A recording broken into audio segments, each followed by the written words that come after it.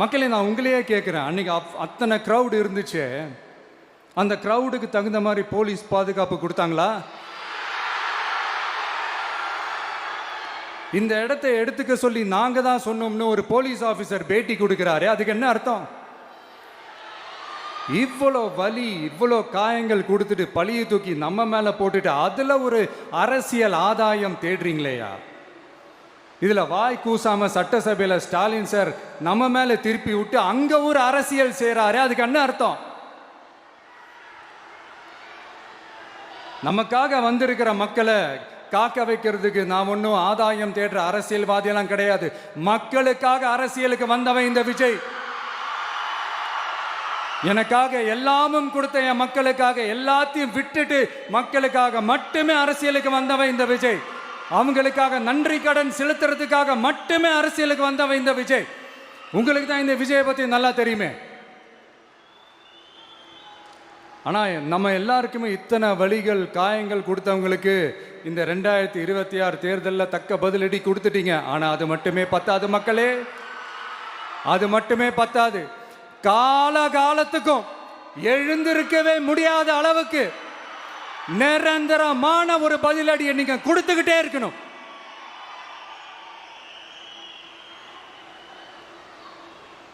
இப்படிலாம் பண்ணா நான் மக்களை விட்டு ஓடிடுவேன் நினைப்பா? யார் என்ன ஓடினாலும் நான் மக்களை விட்டுலாம் ஓட மாட்டேன். அன்னைக்கும் சொன்னேன், இன்னைக்கும் சொல்றேன், நாளைக்கும் சொல்றேன், தில்லா சொல்லுவேன், கெத்தா சொல்லுவேன். பணமா ஜனமா அப்படின்னு கேட்டா என் ஜனம் தான் எனக்கு முக்கியம்.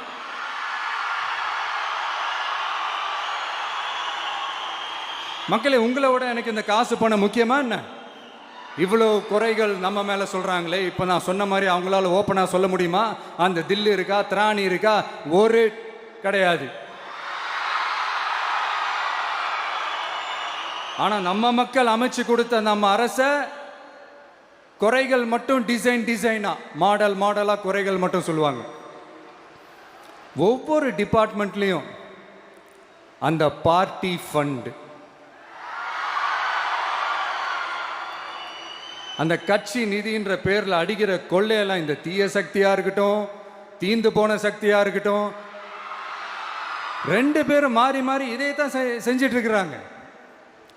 இதுல ஒரு ஹைலைட் காமெடி என்னன்னா, சட்டசபையில் பேசும்போது பார்ட்டி ஃபண்டுன்னு தான் சொன்னேன். அது எந்த பார்ட்டி, என்ன ஃபண்டு, யாரு, என்ன பேரு எதுவுமே சொல்ல. பார்ட்டி ஃபண்டுன்னு சொன்னவனை எடுத்தாங்க பாருங்க ஒரு ஓட்டம். எனக்கே ஃபர்ஸ்ட் புரியல, ஏன்பா ஓடுறாங்க? அப்படி என்ன நம்ம இப்போ சொல்லிவிட்டோம்? அதான் அந்த குற்றமுள்ள நெஞ்சுக்கு தான் குறுகுறேங்கும். இது எப்படி இருக்கு தெரியுமா? எங்க அப்பா பீரோக்குள்ள இல்லை, எங்க அப்பா பீரோக்குள்ள இல்லை அப்படின்னு சொல்ற மாதிரி. ஐயோ, ஏன் கேட்குறீங்க? இவங்களோட செம்ம கூத்தா இருக்குங்க, செம்ம ஃபன்னா இருக்கு. சென்னையில் ஒரு பாலம் கட்டுறதுக்காக நார்மலாக ஆகிற செலவை விட அதிக செலவில், கிட்டத்தட்ட டபுள் மடங்கு செலவில் ஒரு டெண்டர் ஒன்று விட்டுருக்குறாங்க. அதையெல்லாம் தோண்டி எடுத்து அதெல்லாம் இப்போது கண்டுபிடிச்சி கேன்சல் பண்ணியிருக்கிறோம். இன்னும் எத்தனை கோடி ஊழல், எத்தனை லட்சம் கூடல் தோண்ட வருமோ எங்களுக்கே தெரில. ஒவ்வொரு முகமுடியாக கிழியுது.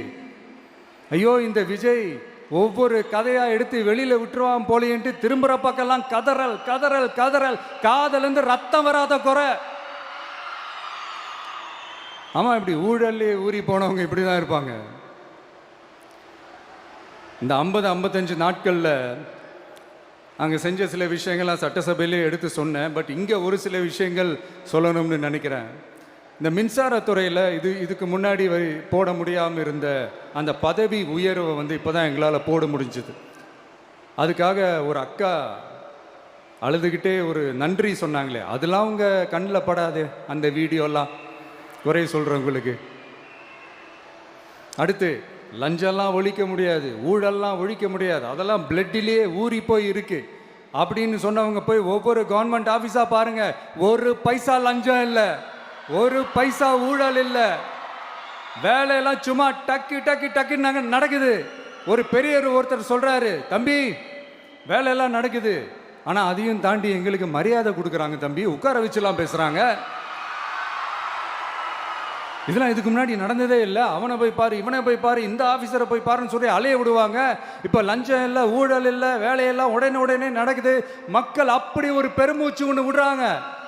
அதை பார்த்து நமக்கு அப்படி ஒரு ஹாப்பினஸ். இதுக்கு மேலே என்ன வேணும்? ஏன் இதெல்லாம் பண்ண முடியாது? மனசுன்னு ஒன்று இருந்தால் பண்ணலாம். இப்போ பண்ணலை. அதே மாதிரி இந்த எல்என்டி நிறுவனத்தோட 18,600 crore-க்கு 3 திட்டங்கள் அந்த ஒப்பந்தம், அந்த கையெழுத்து போட்டிருக்கிறோம். கிட்டத்தட்ட 8,200 பேருக்கு வேலை வாய்ப்பு. நான் சொல்கிறது அந்த 3 மாவட்டத்தை சேர்ந்தவங்களுக்கே அவ்வளோ வேலை வாய்ப்பு.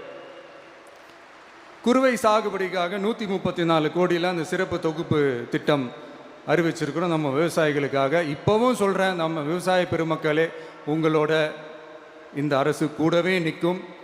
பெண்கள் பாதுகாப்புக்காக சிங்கப்பெண் அதிரடி படை, அது உங்களுக்கு நல்லா முன்னாடியே தெரியும்.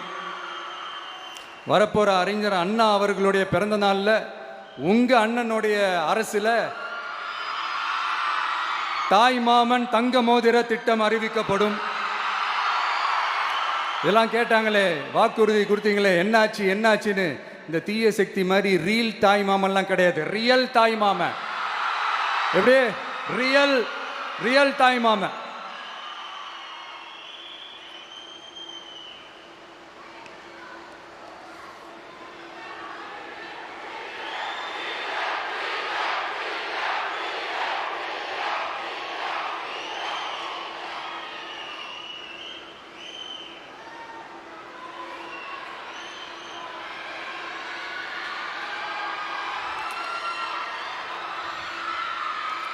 இந்த தீய சக்தியை பற்றி,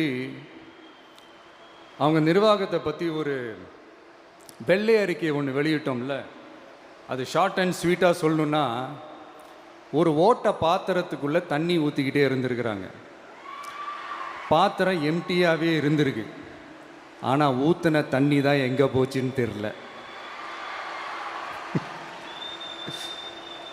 கடவுளுக்கு தான் வெளிச்சம்.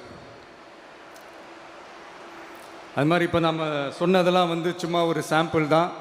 இன்னும் வரப்போகிற நாட்களில் உங்கள் அரசனுடைய அந்த விஸ்வரூபத்தை நீங்கள் பார்ப்பீங்க. அடுத்து வாயத்தொடங்க சிஎம். அடாடா, உங்கள் சிஎம் நெஞ்சிலேயே குத்திட்டு வந்தீங்க பாருங்க, அதெல்லாம் வேற லெவல். பேசுங்கன்றீங்க, பேசுனா எந்திரிச்சு ஓடிடுறீங்க.